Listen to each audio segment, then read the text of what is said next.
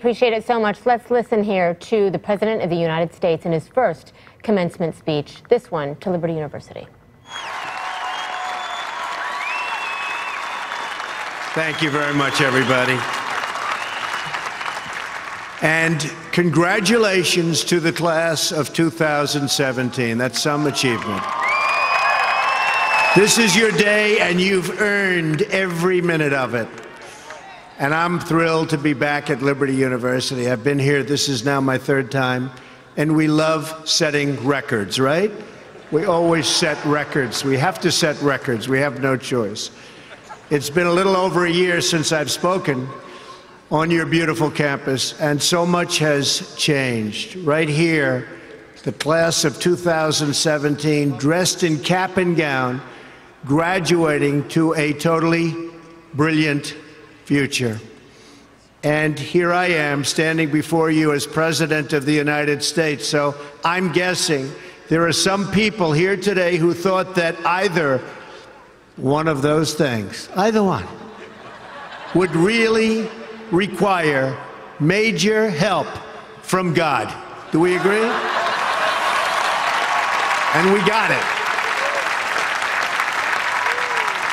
But here we are celebrating together on this very joyous occasion.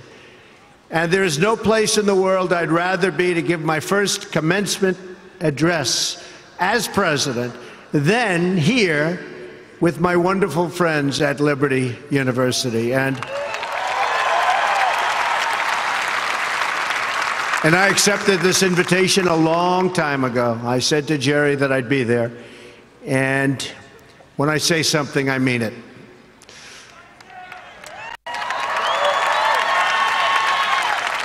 I want to thank President Jerry Falwell and his incredible wife, Becky. Stand up, Becky. For their kind words, their steadfast support, and their really wonderful friendship. Let me also extend our appreciation to the entire Falwell family. Trey, Sarah, Wesley, Laura, and Caroline, thank you for everything you do to make this university so exceptional. One of the truly great schools. Most importantly, to our new graduates, each of you should take immense pride in what you have achieved. There's another group of amazing people we want to celebrate today, and they are the ones who have made this journey possible for you. And you know who that is? Nobody. You forgot already. You're going to go out, you're going to do whatever you're going to do. Some are going to make a lot of money. Some are going to be even happier doing other things. They're your parents and your grandparents. Don't forget them. You haven't forgotten yet, have you? Never, ever forget them. They're great. And especially this weekend, let's make sure we give a really extra special thanks to the moms. Don't forget our moms, because graduates, today is your day. Today is your day. But in all of this excitement, don't forget that tomorrow is Mother's Day, right? I had a great mother. She's looking down now, but I had a great mother. I always loved Mother's Day. We're also deeply honored to be joined by some of the nearly 6,000 service members, military veterans, and military spouses who are receiving their diplomas today. Would you please stand? Please stand. Wow.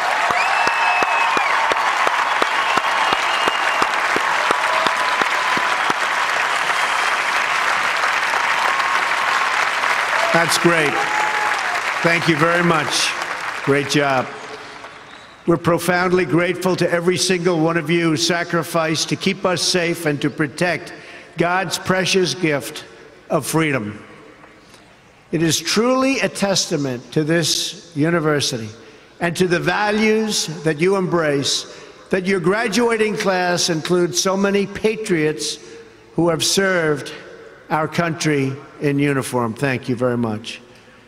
To the class of 2017, today you end one chapter, but you are about to begin the greatest adventure of your life.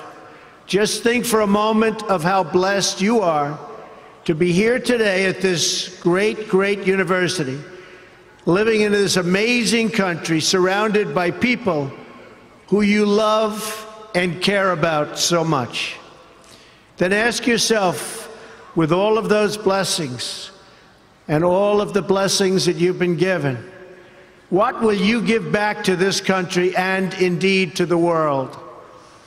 What imprint will you leave in the sands of history? What will future Americans say we did in our brief time right here on earth? Did we take risks? Did we dare to defy expectations? Did we challenge accepted wisdom and take on established systems? I think I did, but we all did, and we're all doing it. Or did we just go along with convention, swim downstream so easily with the current, and just give in because it was the easy way, it was the traditional way, or it was the accepted way? Remember this: nothing worth doing ever, ever, ever came easy. Following your convictions means you must be willing to face criticism from those who lack the same courage to do what is right, and they know what is right, but they don't have the courage or the guts or the stamina to take it and to do it. It's called the road less traveled. I know that each of you will be a warrior for the truth, will be a warrior for our country and for your family. I know that each of you will do what is right, not what is the easy way, and that you will be true to yourself and your country and your beliefs. In my short time in Washington, I've seen firsthand how the system is broken.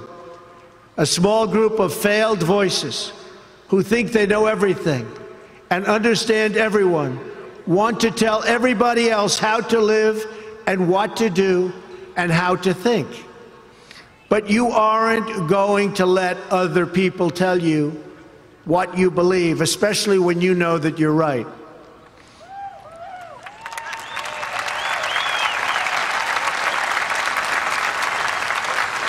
And those of you graduating here today who have given 500,000 hours of charity last year alone, unbelievable amount of work and charity, and few universities or colleges can claim anything even close.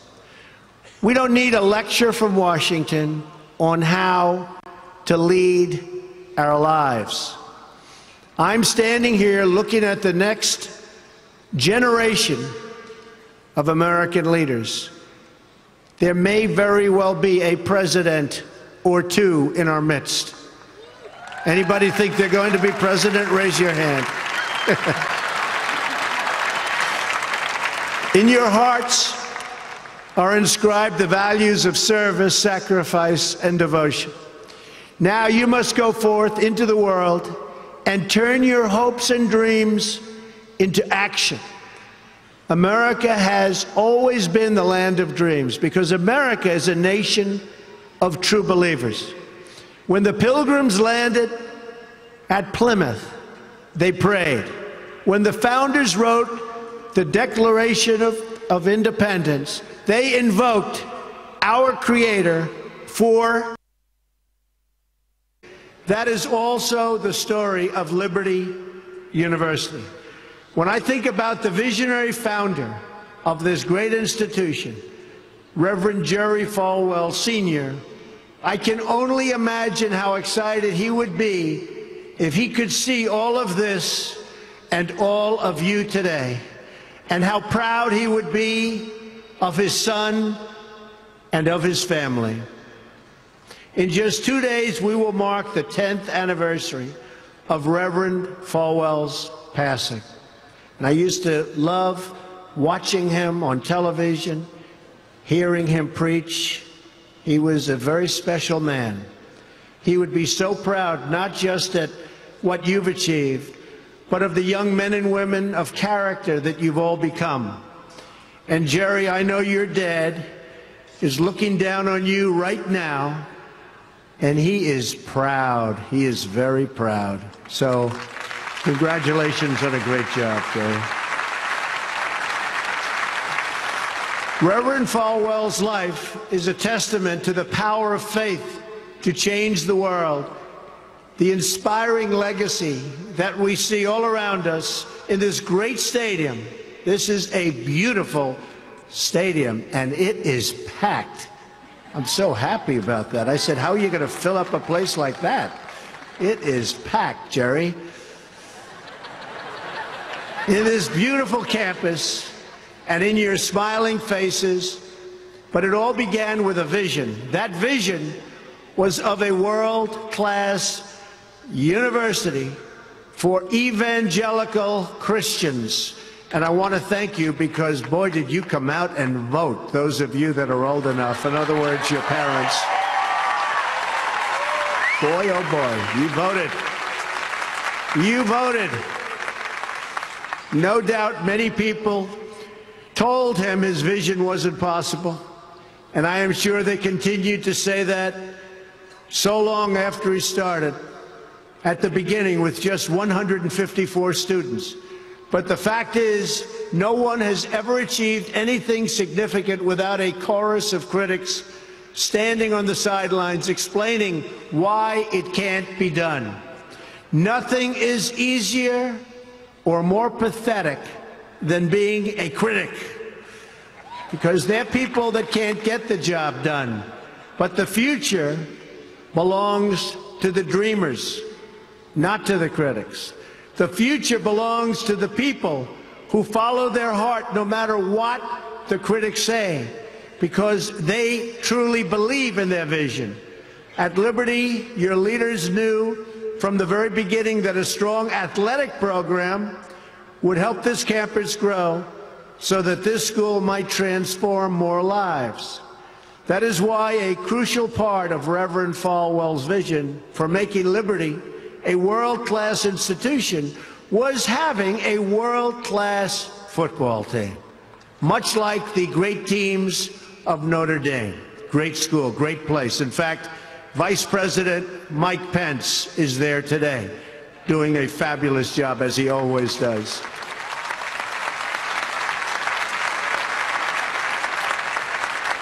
A few years ago, the New York Times even wrote a story on the great ambitions of the Liberty Flames. That story prompted a longtime president of another school to write a letter to Jerry. It's a letter that Reverend Falwell would have been very, very pleased to read.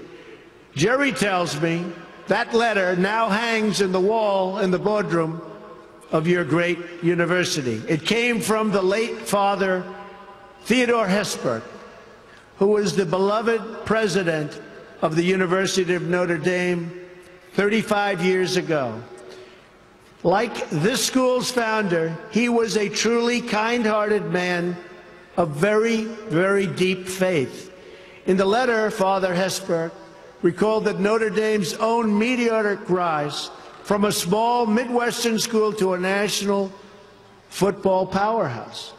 And then he wrote something so amazing and generous. He wrote, "I think you are on that same trajectory now, and I want to wish you all the best and encourage you from the starting and from being able to start very small and arriving in the big time. Thanks to hard work, great faith, and incredible devotion, those dreams have come true.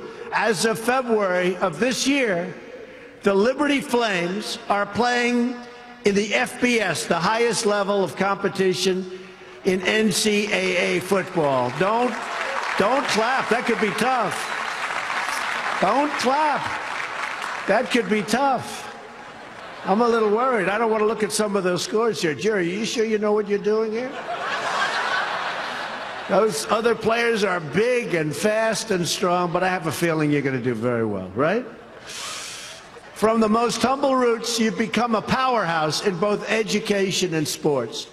And just wait until the world hears the football teams you'll be playing on your schedule starting next season.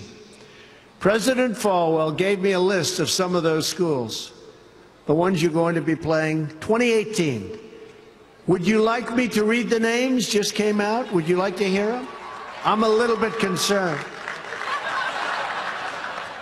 UMass, Virginia, Auburn. Jerry, are you sure you know what you're doing? Jerry, Auburn. I don't know about that, James. This could be trouble, Jerry. Rutgers, Old Dominion, Brigham Young, Army. I might be at that game. Who am I supposed to root for? Tell me. I don't know. That's a tough one, Jerry. I don't know, Jerry. I'm going to have to think about that one, Jerry. Buffalo, Troy, Virginia Tech. Oh, no, Jerry. Ole Miss. And Wake Forest. Those are really top schools. That's maybe in 4 or 5 years I'll come to a game, right? You'll build it up.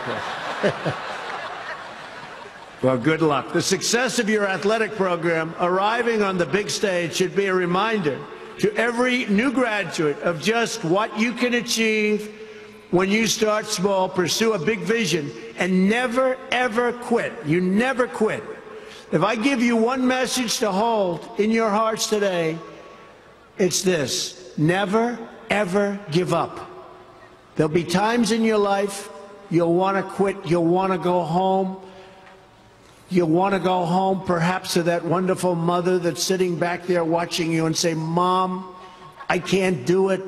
I can't do it. Just never quit. Go back home and tell Mom, Dad, I can do it.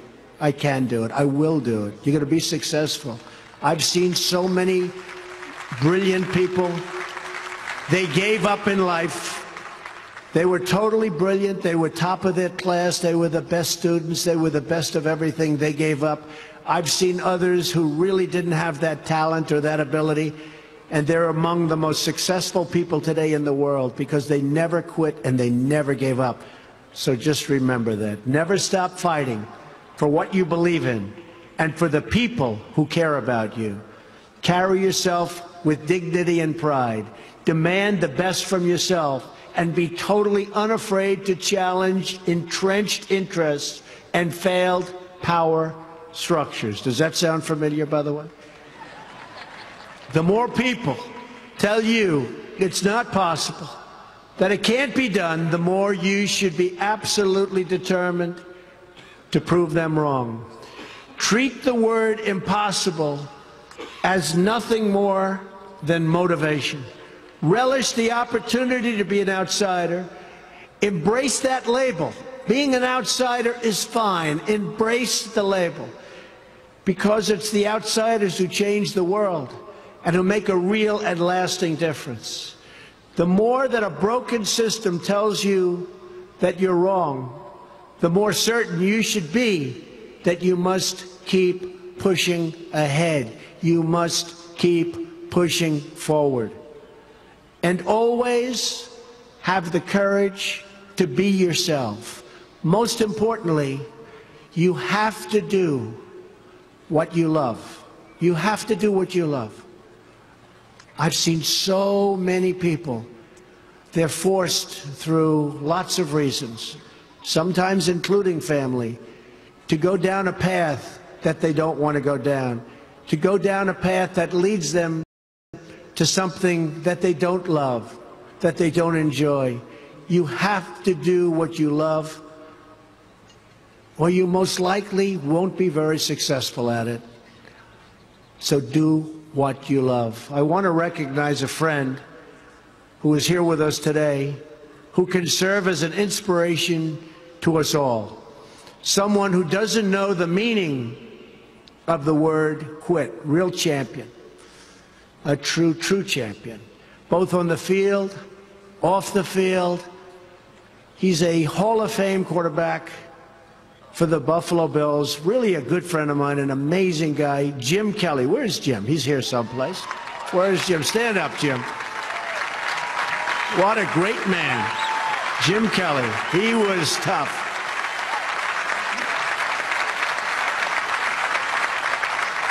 Jim, do you have any idea how much money you'd be making today? They'd hit Jim, it was like tackling a linebacker. They'd hit Jim, 4 guys, 5 guys that weighed 320, and they'd just keep going down the field. He was much more than a quarterback. He had tremendous heart, and he knew how to win. Jim is tough, and his toughest fight of all was that he beat cancer not once but twice.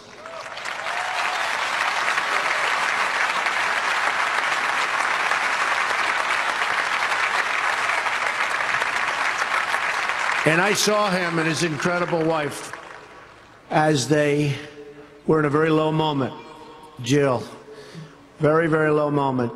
And it was amazing the way they fought. It didn't look good. I would have said, maybe it's not going to happen.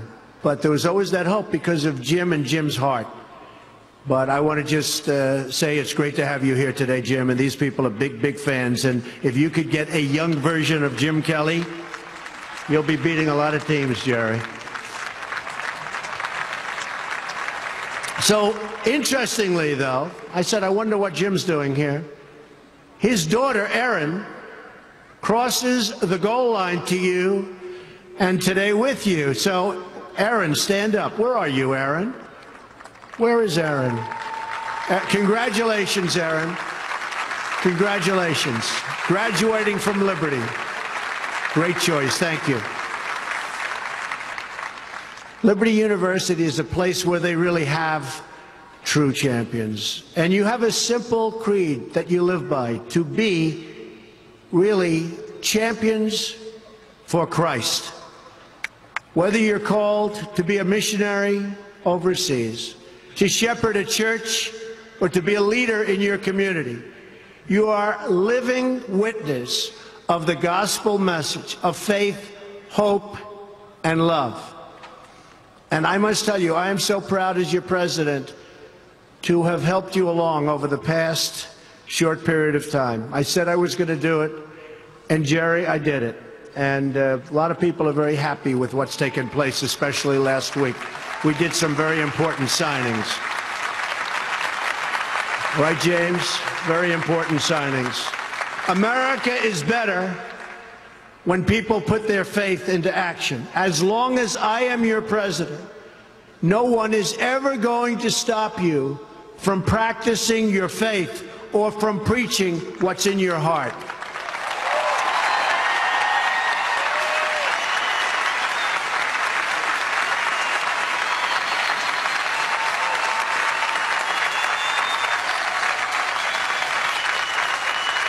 We will always stand up for the right of all Americans to pray to God and to follow his teachings.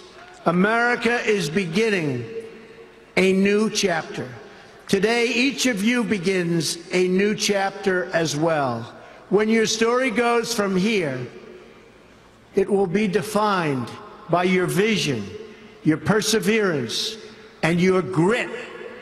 That's a word Jim Kelly knows very well, your grit. In this, I'm reminded of another man you know very well and who has joined us here today. His name is George Rogers, Liberty University CFO and Vice President for a quarter of a century. During World War II, George spent 3.5 years as a prisoner of war. He saw many of his fellow soldiers die during the Bataan Death March. He was the victim of starvation and torture as a prisoner of war. When he was finally set free, he weighed just 85 pounds and was told he would not live past the age of 40. Today, George is 98 years old.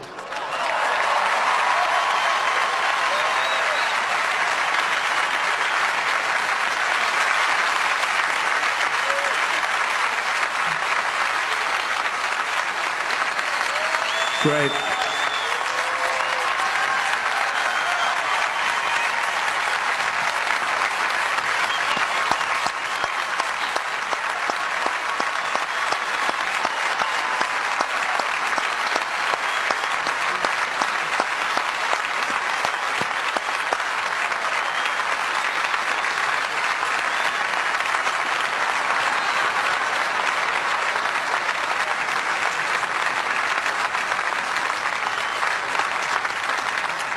That's so great, George.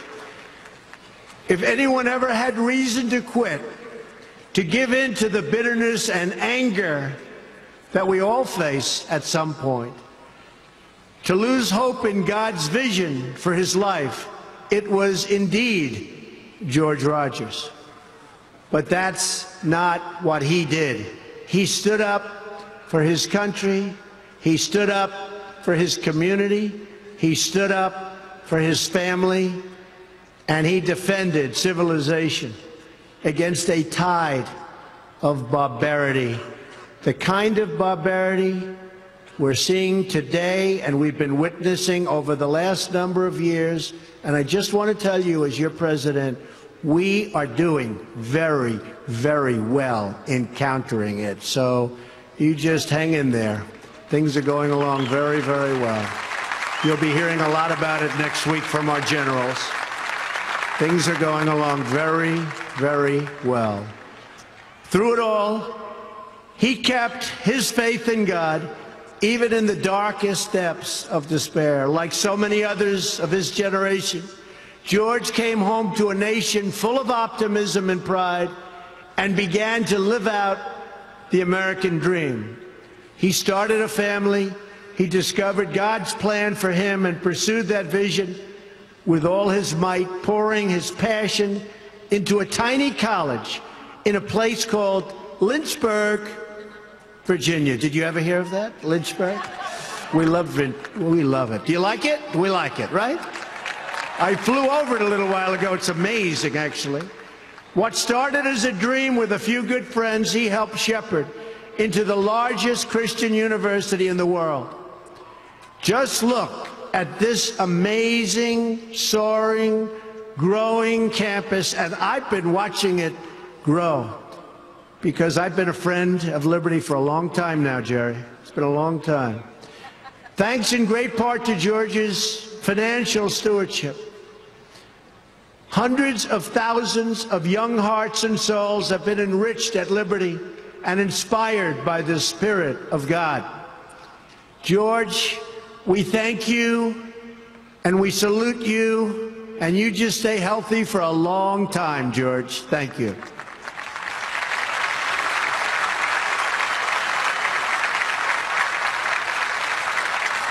Now it falls on the shoulders of each of you here today to protect the freedom that patriots like George earned with their incredible sacrifice. Fortunately, you have been equipped with the tools from your time right here on this campus to make the right decisions and to serve God, family, and country. As you build good lives, you will also be rebuilding our nation. You'll be leaders in your communities, stewards of great institutions, and defenders of liberty. And you will be great mothers and fathers and grandmothers and grandfathers, loving friends and loving family members.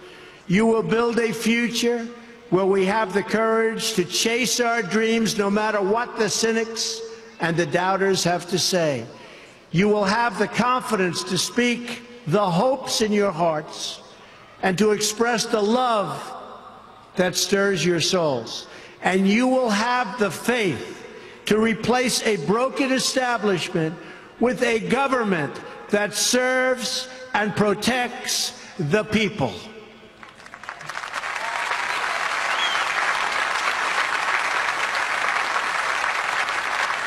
We must always remember that we share one home and one glorious destiny. Whether we are brown, black, or white, we all bleed the same red blood of patriots. We all salute the same great American flag. And we are all made by the same Almighty God. As long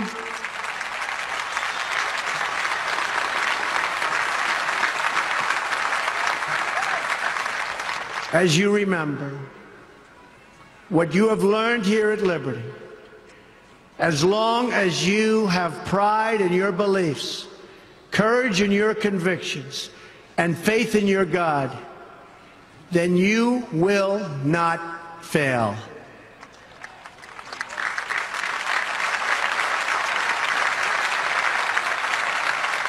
And as long as America remains true to its values, loyal to its citizens, and devoted to its Creator, then our best days are yet to come. I can promise you that.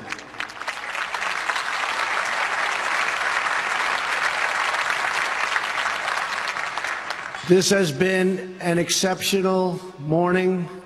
It's been a great honor for me, and I want to thank you, the students. I also want to thank you, the family, for getting them there. And I want to thank and congratulate Liberty. May God bless the class of 2017. May God bless the United States of America. May God bless all of you here today.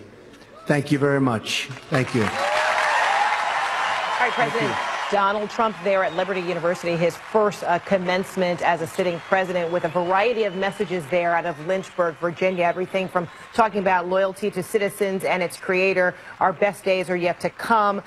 He talked about messages of what it is to be an outsider, but to never quit, he says. He's seen it firsthand, and he said, in America, we don't worship government, we worship God. All right, welcome, everyone. It's 11 o'clock Eastern hour. I'm Frederica Whitfield. You're in the newsroom. This has been the first commencement address for a sitting president of President Donald Trump there in Lynchburg, Virginia. It's also his first public appearance since the firing of the FBI director and the fallout. And this comes on the heels of one of the most difficult weeks of his presidency. Also today, not far away from Lynchburg, Virginia, but in the nation's capital at the Justice Department in D.C., 4 candidates to possibly replace fired FBI Director James Comey are reportedly being interviewed for the job. This morning, the president says a decision will come sooner rather than later. I'm as Secretary of State. Do you think you might make a decision or announcement We can make a fast decision. Before Saudi? These are outstanding people that are very well known, highest level, so we could make a fast decision. Before the trip next week, possibly. Even that is possible.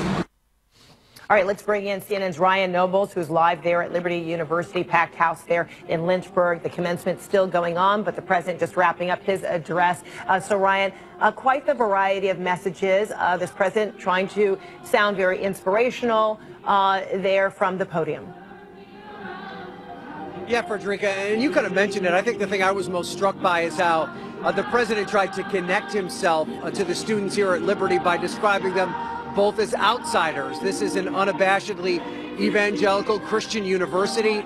They wear their religion and their faith on their sleeve. Obviously, some of the positions that they take as a university are a little controversial in mainstream culture, but the president embraced that. He told them to be proud of the fact that they're outsiders, to take risks, because he said that it is the people that take risks that end up changing the world. And he compared his victory in November as an outsider to the work that many of these students in this university at large are doing right now and will do in the future. The other thing that we can't ignore is how he just piled compliments on the president and chancellor of this university, Jerry Falwell Jr., who is, of course, the son of Dr. Jerry Falwell, who is the founder of this university. And Falwell really surprised a lot of people early on in the campaign when he endorsed Donald Trump during the primary, the first real major evangelical leader to do so. And that really helped Donald Trump in a big way in the Republican primary. And to a certain extent, this speech here today by Trump was a thank you message to Jerry Falwell, repeatedly telling him how impressed he was with his work here at Liberty and how much he appreciated the support that Falwell gave him during the campaign. And to your point, Frederica, Trump really tried to connect with the students and the faculty here on a faith level, connecting to their religion. And you mentioned what he said before, but let's play that moment where he talked about what type of nation the United States is. America has always been the land of dreams because America is a nation of true believers.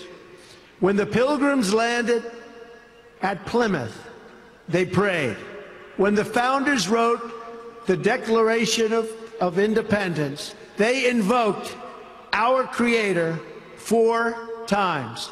Because in America, we don't worship government, we worship God. And that line was received very warmly by this crowd. And Frederica, from top to bottom, the president was in front of a very welcoming crowd, given a standing ovation the first time he appeared on stage. This was definitely a friendly place for the president after a very tumultuous week in Washington. Frederica? All right, Ryan Noble, thanks so much. We'll check back with you. Appreciate it. So we heard the president's message there to graduates at Liberty University, but it's his mixed messages outside of that arena and the contradictions all week that have marked a very tumultuous time. When he was called out for vastly different messages than his staff on the James Comey firing, the president tweeted, "Things just happen too fast for them to keep up." According to the New York Times, the president is considering a shakeup of his communications team, including Sean Spicer and Sarah Huckabee Sanders. Let's take a closer look now. We are joined now by senior media correspondent Brian Stelter, CNN presidential historian Timothy Naftali, and CNN senior political analyst Ron Brownstein. Good to see all of you. So, Ron, you first, on the heels of the remarks from the president, who kept it mostly positive, but he did every now and then inject a few pointed, I guess, points about, broken government, a challenge to the graduates there, saying you'll have an opportunity to fix broken government. At the same time, he gets an opportunity to leave the White House, perhaps much more comfortable outside of the White House. Was his message one directly to graduates, but was he also, giving some foreshadowing of what's to come in his leadership? Well, I think it's a reassertion of themes that have been important to him from the beginning. I mean, he basically said, you will be successful to the extent you are like me, an outsider who challenges the system, the way he was defining himself. I thought the most striking part about the speech, other than the, kind of encomiums to motherhood and football, of which there was plenty, was the way in which he spoke to the sense of cultural embattlement among many religious conservatives. I mean, religious conservatives were very important to his success right from the beginning, as Ryan noted. I mean, in particular, he did very well among blue-collar evangelicals, much better than people like Ted Cruz expected. That was a big reason why he beat Cruz for the nomination. And then in the general election, he won about 80% of white evangelical Christians, showing again that they had become an absolute cornerstone Republican constituency. But part of what he did throughout the campaign, and again in this speech, was essentially argue that they are under siege by mainstream culture, and he is their defender. And then I think, as Alex Castellanos, a Republican consultant, pointed out last year, from the beginning, Donald Trump has been able to overcome a lot of dissonance between either his positions or the way he has lived his life and this evangelical constituency by, in essence, saying, I will fight your battles for you, and that's what he did again today. And Brian, this president is good at subliminal messages. He does it via tweet. He did it right there during the commencement address. And then even in that New York Times report today, saying that there is potentially a shakeup because mixed messaging, poor messaging, however you'd like to describe it, coming out of the White House is a really big problem. The president saying, maybe I'm moving too fast. His own people saying too fast. Is it too fast, or does this highlight other inefficiencies? He looks in the mirror and he believes he's looking back at his own best spokesman, that nobody can speak on his behalf as well as he can. This speech, I think, is so notable because it's the first time in over a week that we've seen the president in this format really speaking in front of the cameras, and in this case, speaking to a large audience. He was clearly pleased that there was a packed house for the commencement. Of course, most folks were there to see their children graduate, but it was a packed house. It's always thrilling this time of year to be seeing students graduate. But the president, I think he gave 1/4 a commencement speech, 1/4 a campaign speech promising his fans that he is working for them, 1/4 a football booster speech for Liberty University, and really 1/4 a religious speech defending white Christian America in an increasingly multicultural world, as Ron was saying, sort of talking about changes in the culture. It was all over the place, which was revealing in and of itself. And there were some sentences that really stood out as he was responding to a chorus of critics saying nothing is easier or more pathetic than being a critic.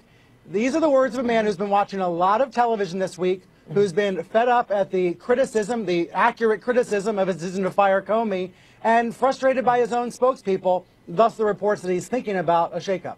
And Tim, there have been words used like isolated and agitated to describe, White House staffers. Did the president, with his commencement address today, deflect that at all? Well, I don't know if he deflected it, but he certainly didn't show and much irritation. He was very self-confident.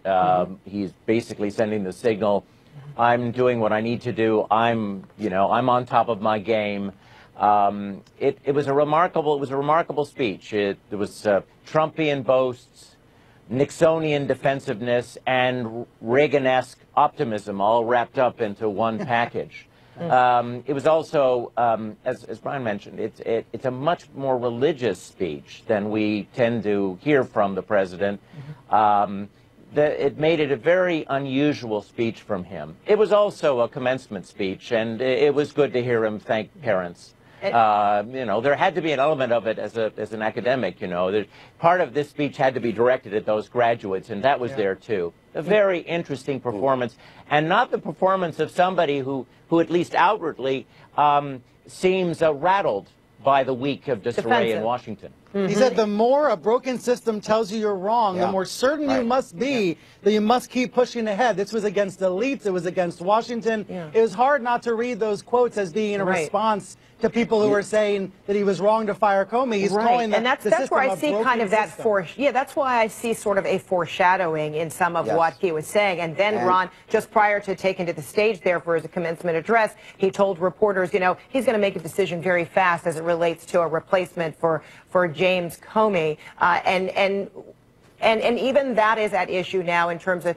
the process. Here you have Attorney General Jeff Sessions, who will be part of, we understand, that interview process taking place today at the Department of Justice, the very person who had to recuse himself from investigations as it relates to Russia and the White House. So how is it that Jeff Sessions can be part of interviewing any of these four people, we understand, who may potentially be up for the director position?